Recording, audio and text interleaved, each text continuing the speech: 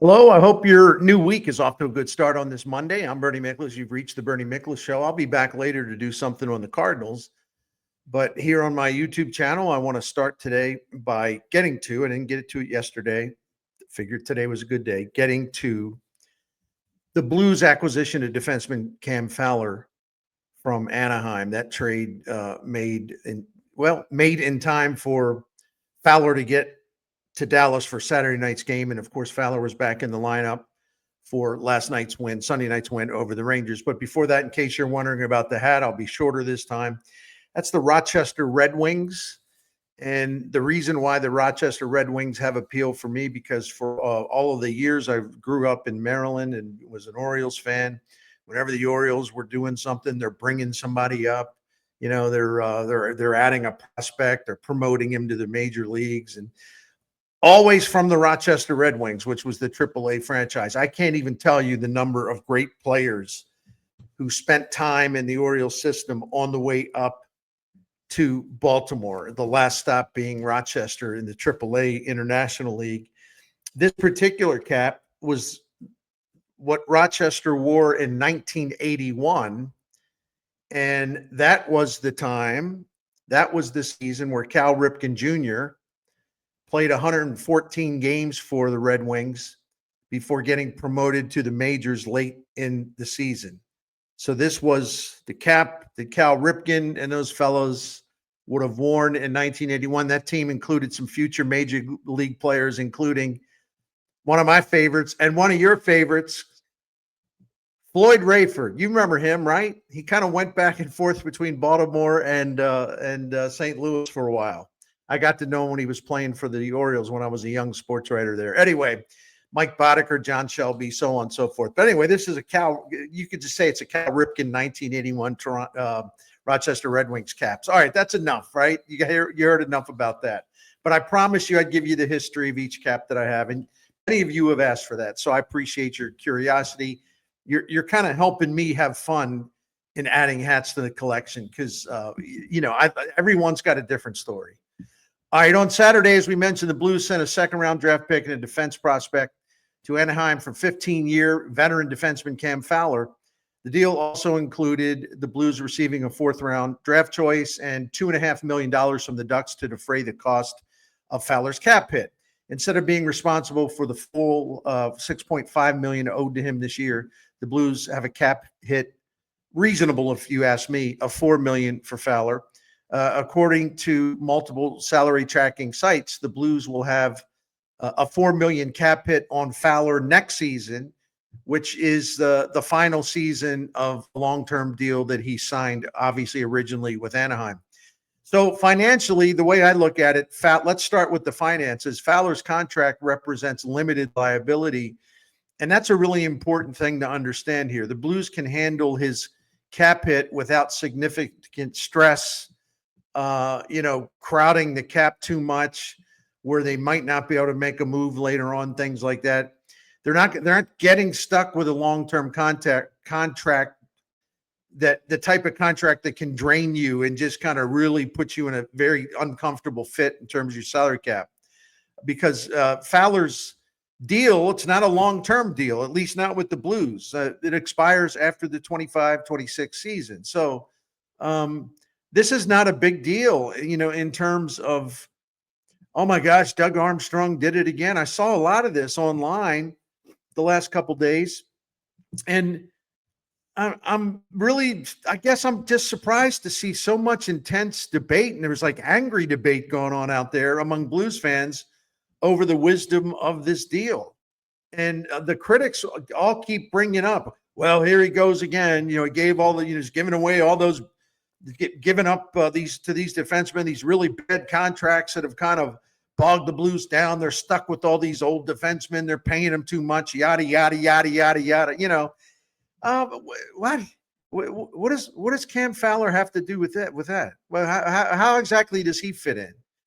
Does he have a lot of miles on the tire? Yeah. Can he still play? I think he can. Did the Blues need him? Absolutely.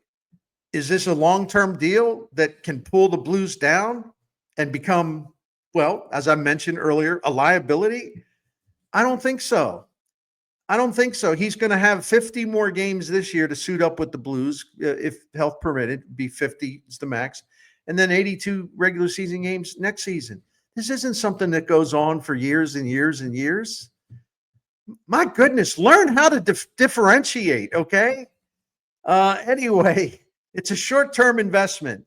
This isn't anything close to what Armstrong did with Colton Parayko, Justin Faulk, Torrey Krug, Nick Leddy. Parayko got an 8-year deal for $52 million. Faulk's contract was 7 years, $45.5 million. Krug was recruited as a free agent at a cost of 7 years, $45.5 million. Nick Leddy got a 4-year deal, averaging, I think, 4 years, $4 million per year, 4 years, $16 million. But again, the difference between Leddy and Fowler, Leddy was given a 4-year deal at a time where he probably was, he was starting to enter the downside, or he was going to very shortly. This isn't the case. Fowler may get on the quote downside, but again, you only will have him under contract for a little more than a season and a half. It's just not something that's going to choke the life out of the salary cap. So people just need to calm down and understand this for what it is, right? This contract isn't going to be wrapped around the Blues' neck, weighing them down for a long time. This is a short-term risk. It ain't a life sentence, okay?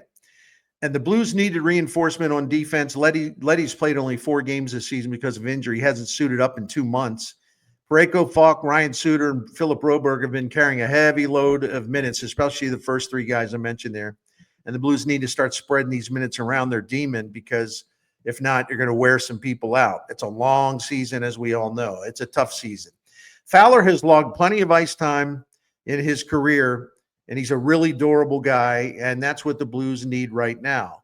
There is value in minutes. Please understand, there is value in minutes.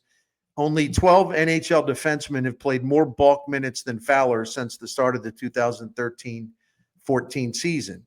He's a left shot defenseman. He's always been viewed as a smooth skater who moves well, moves the puck well, and he's 19th in assists among NHL defensemen since the start of 2013.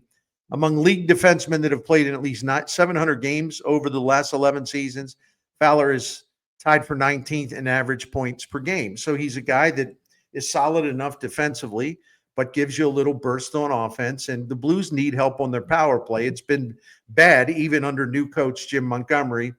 And based on his past history, perhaps Fowler can make a difference, a positive difference there. There are, like I mentioned earlier, there are a lot of miles on his tires, but he's actually stood up pretty well. He hasn't fallen apart.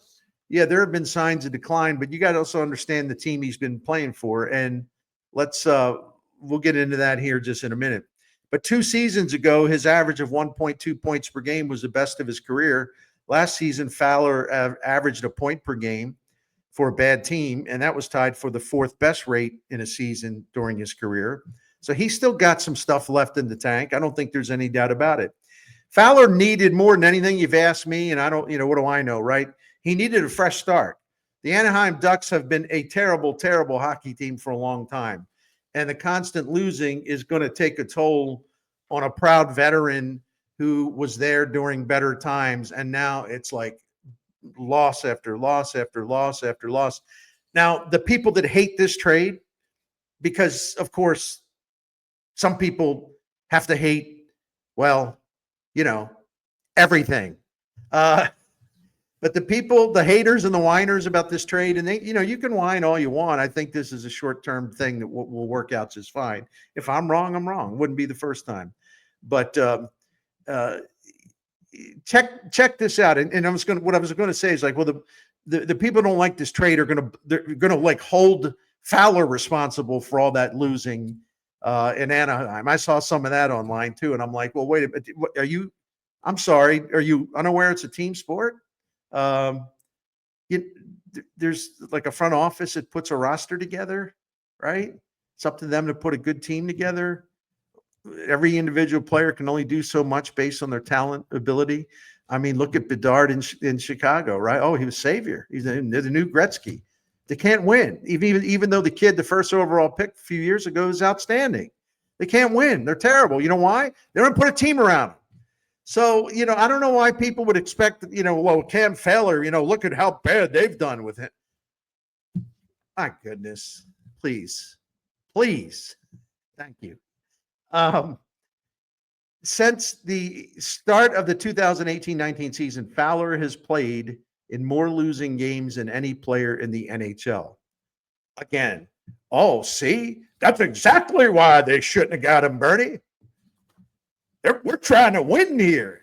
Again, not an individual sport, all right? Team sport. I'm being a jerk now. I'll stop it.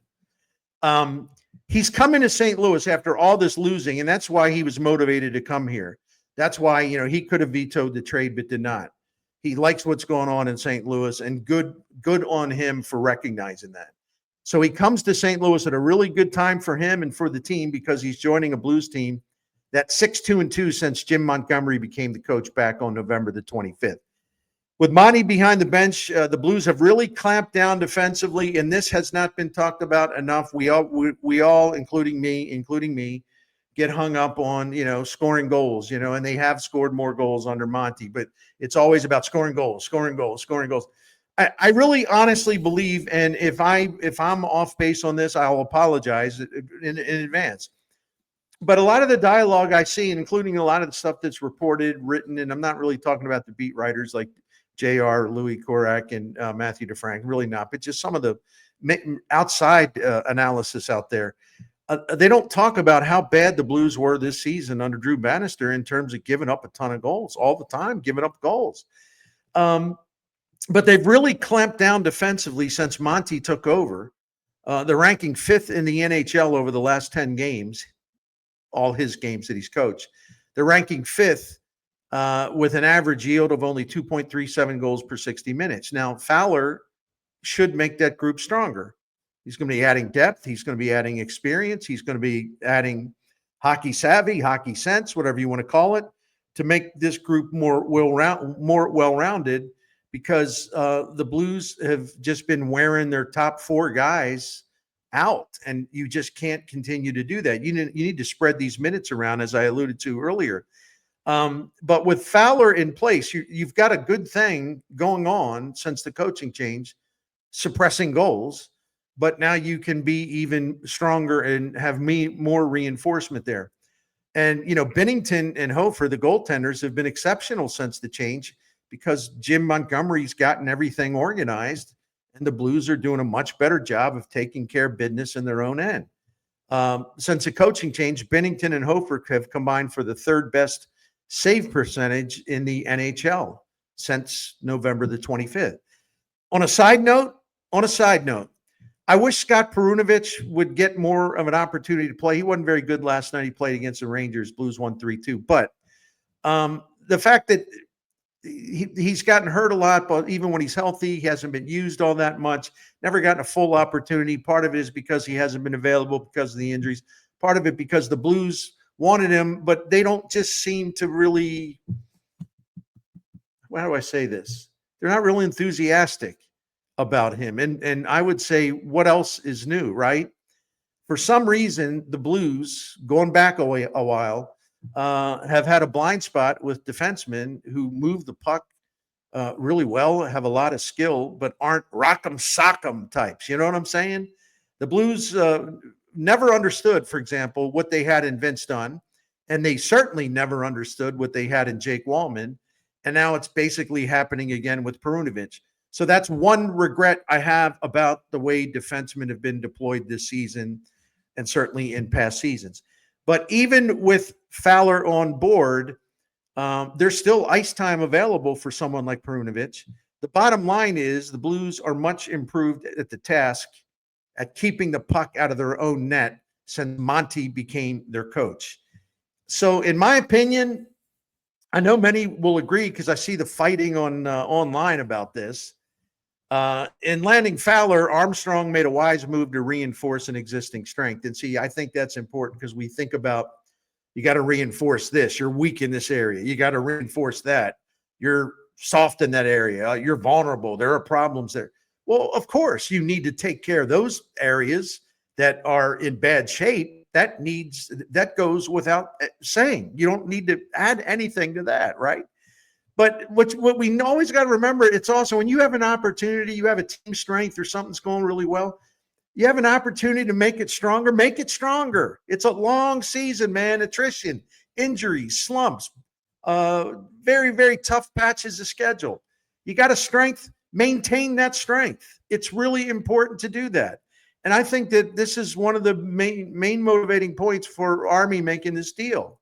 Goal suppression, once again, was a huge problem for the Blues before Armstrong made the coaching change. And we can talk a lot about scoring goals, as I mentioned, but more than anything, the Blues had to stop the bleeding defensively. They had to cut down on goals allowed. This team was 25th in the league in goals against per 60 minutes in 22 games with Bannister as the coach.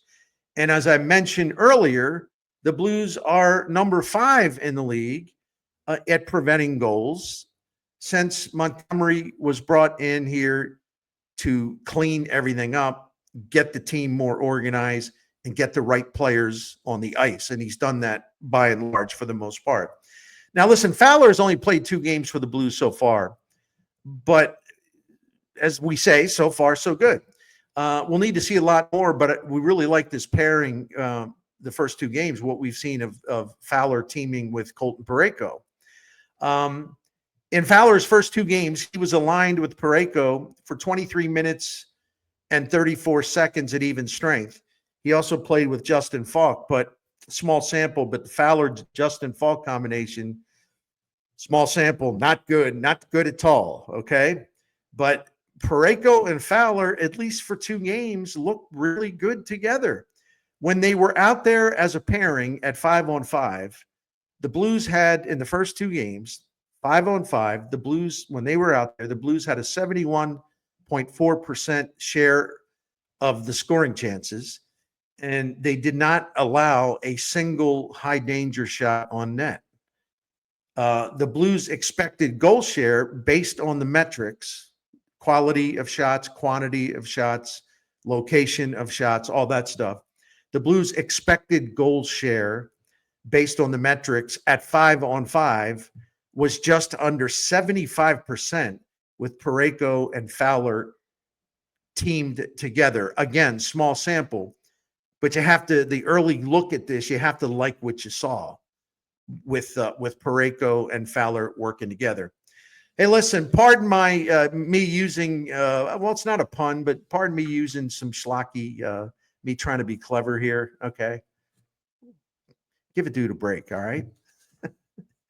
Dexter Fowler didn't work out so well for the Cardinals, but I have a much better feeling about Cam Fowler doing just fine for the Blues. And once again, my dear friends, Army didn't bring him in here and give him a 6-year contract, all right? He's got about 1.5 years to go at a reasonable price. And he's got a nice history in the NHL. He knows what he's doing. He's a respected player. Don't blame all that losing on him. Yeah, he was part of it. But Connor Bedard's part of it in Chicago with the Blackhawks too. So I guess that's his fault. And I'm not saying Fowler's Connor Bedard. I'll shut up now before I talk my way into more trouble. Thank you for watching The Bernie Show. Greatly appreciate it. I'm going to be back a little later with something on the Cardinals. And if you haven't watched us before, don't forget weekdays at noon, St. Louis time. I'm part of the Gas House gang at KMOX. We have about a 45-minute show every noon, from noon to 12:40 or 12:45, Monday through Friday. On Mondays, it's a show with all 4 of us together, Tom Ackerman, Matt Pauley, Kevin Wheeler, myself. And then the rest of the week, we take turns. It's 2 of us on each of the shows. So anyway, I just wanted to promote that because it's really good. It's another really another good entry into the market in terms of sports talk. Well-informed sports talk, and we express a lot of strong opinions on there too. All right, I'll sign off now. Thank you very, very much for watching The Bernie Show.